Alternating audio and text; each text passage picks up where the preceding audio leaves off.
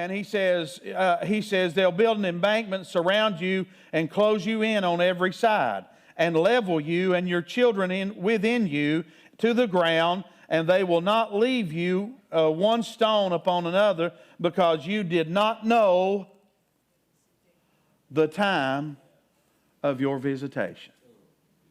Now, I want to say that was a word to Israel, but I believe that's a word to everybody that's ever come out of the womb. God's going to have a time, and maybe more than one time, because we know how merciful and long-suffering He is, and He has been to us Gentiles. There's going to be time, and probably many times in your life, where God's going to visit you. And if we turn Him away in those times of visitation, we're going to have the same problem. I can't tell you the people that I've done funerals for or spent time with in the last moments of their life where they refused God their whole life, and the enemy finally closed in on them and destroyed them and took everything they had. Some of them are in my own family tree. Now, we know the mercies of God, and we celebrate that during this season. This is our season. It don't belong to the world. It belongs to us. And I'll die before I'll give it up. But we see this happening to people. We see the compassion. We saw that with the two thieves on the cross. Both of them had come to the point in their life where everything had closed in on them and they were going to die.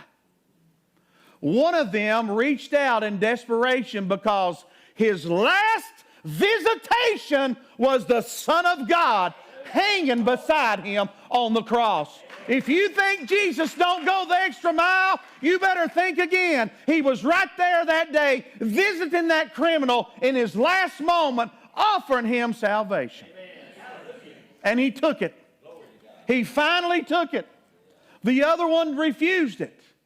But one finally took it. In death's moment, in the very hour he would die, Jesus was paying him a visit.